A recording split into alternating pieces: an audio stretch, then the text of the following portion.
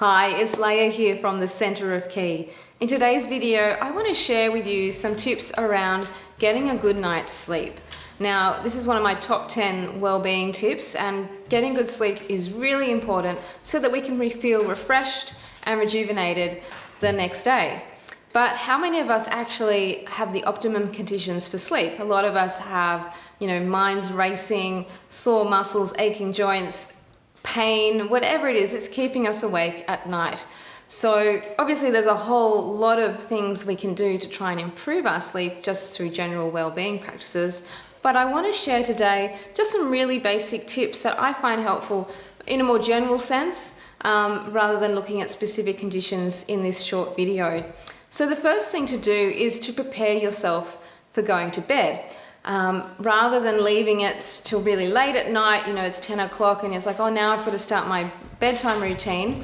If you are trying to get up early in the morning, then you really need to start your bedtime routine a little bit earlier. So you want to give yourself about an hour or so to get ready for bed. And what this means is you want to be reducing your screen time within the 1 to 2 hour time period before you want to get into bed. So that, say you want to be in bed by 10 p.m, then around 8 o'clock, 8:30, that's when you want to start switching off those devices. You also, I would recommend, suggest stopping eating at least an hour, up to 3 hours even, before you go to bed at night as well. That means you're not going to be going to bed with a full belly, and that can cause digestive issues for you down the track. The other thing that you can do is to try and do something relaxing before you go to bed. So whether that's having a warm bath or a shower, perhaps reading a book, maybe even going for a walk if you find going for a walk is a relaxing thing to do. Maybe listening to some quiet, gentle music, or even doing some gentle stretches in preparation for the body to rest. So it does take a little bit of time and effort to prepare ourselves for bed. Of course, we want to do our daily hygiene practices as well before we get into bed too. So they're just some general tips to get us ready to get into bed. Now, once we're getting into bed, we want to have the right environment for that purpose of sleeping. So you want to have a dark room, as dark as you possibly can. If you find that's a challenge, maybe you're doing shift work or whatever, maybe investing in a decent eye mask that you can wear. I find if I take a nap during the day, then I like to have an eye mask on to help black out any light coming in.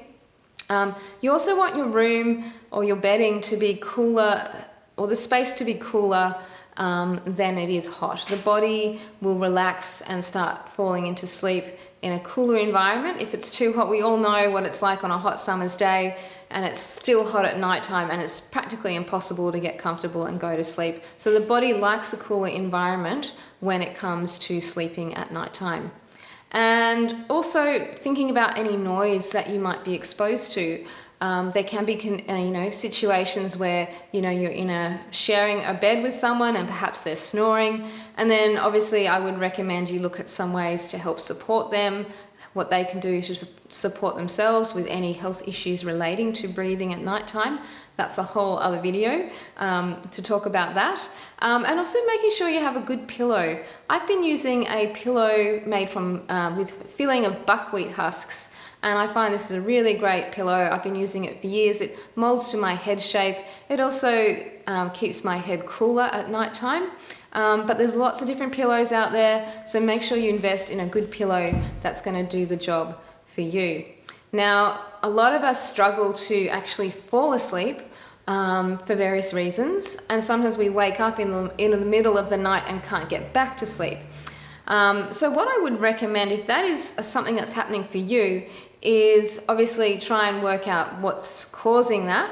But if you find that your mind is sort of thinking things over, what I like to do is I have a notepad and a journal near my bed. So if I wake up in the middle of the night and something's stirring inside my head and I just can't stop thinking about, I will actually just sit up and write it down, and just get it out onto some paper, because I find that once it's out on the paper, it's no longer in my head and I can just let it go.